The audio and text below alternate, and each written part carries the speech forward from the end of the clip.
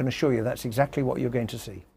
That was Hilary Benn speaking to me a little earlier. Well, for more on the Prime Minister's stance on Brexit and how that election result may change the reality of those expectations, here with me is Anand Menon, who is the Director of UK in a Changing Europe and Professor of European Politics and Foreign Affairs at King's College London. Welcome. Thank you. What do you think changes here now? Well, the one thing that doesn't change, I think, is our negotiating strength in Brussels. Because frankly, I don't think the European Union care whether her majority is 1 or 100. They've got a negotiating position, they've got guidelines, they're going to stick to them. So I don't think that dynamic changes. What does change is what happens here.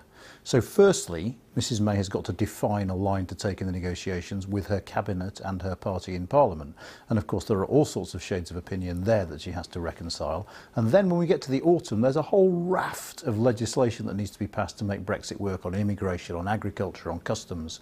And there, a small number of defections from her ranks could lead to trouble for her because, of course, the Labour Party might well vote against her. Though bear in mind, the Labour Party itself is very divided over Brexit. Well, I was about to raise that. The idea that there's unity on one side of the House and the other side of the House within their respective ranks, it's not the case, is it? No, and indeed, one of the things this election did was it effectively damaged, weakened the two parties who are united on Brexit, the Liberal Democrats and UKIP. The two major parties are fundamentally divided over this, which is why our politics is finding it so hard to accommodate the issue. And we don't yet know how the two parliamentary parties will react to what's going on. I mean, remember, we had a parliament that was overwhelmingly in favour of staying in the European Union, and yet they voted overwhelmingly to trigger Article 50. So we'll have to see which way the wind blows. But that, of course, was because no member of Parliament in the last Parliament could be seen to go against the wishes of the people in the previous referendum, and presumably that will still be the case. Yes, I mean, you hear people say that this election was the revenge of the Remainers. I'm not wholly convinced by that, but certainly now the harder discussions start, which is over what kind of Brexit, if we assume we're leaving. Should we be in the single market? Should we be in the customs union? We heard Keir Starmer talking there about the Labour position, which is slightly different from the Conservative position in that they're talking about the customs union. I note the use of the word slightly, because the gap in terms of the official positions, in other words, the ones that were in the respective manifestos, is not that large, is it? No. I mean, Labour gave a feel-good spin to its position by saying we're going to get the best possible deal and continue with the benefits of the single market. The problem with that, of course, is I don't think you can get the benefits of the single market if you are committed, as the Labour manifesto is, to stopping free movement. And that will always be a big issue in their minds because of the concerns that the public clearly raised in the referendum about immigration levels. Yes, but that kind of gives the lie to the idea we're going to have frictionless trade, because if you're outside the single market, even if you're in the customs union, then things are going to have to be checked to make sure that they comply with EU standards on environmental quality, on health and safety and things like that. It will not be frictionless if we're outside the market. How does this 2-year timetable look to you? Impractically short, I think I'd say. I've never met Is that anyone a polite way of putting it?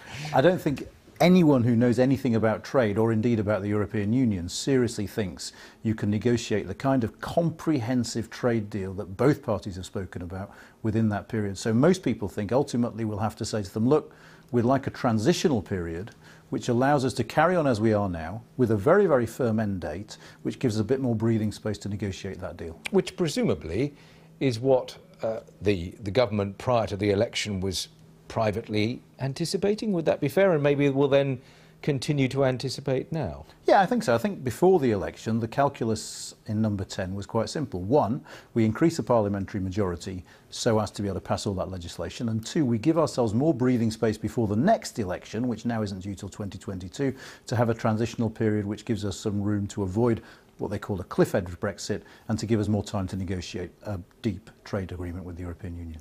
And within the 27, you were suggesting in your very first answer that they wouldn't be altering much, if anything, as a result of the election here. But that might shift, mightn't it? Or do you see them as pretty fixed at the moment? I mean, the lesson from the last year of politics is I'll never say never again.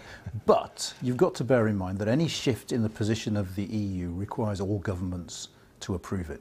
And, you know, as the Leavers said during the referendum, the European Union is very slow and cumbersome when it comes to negotiating things because of that. And we'll be on the receiving end of that now. It is very hard for them to change position. OK. Anand Menon, thank you very much indeed for coming in.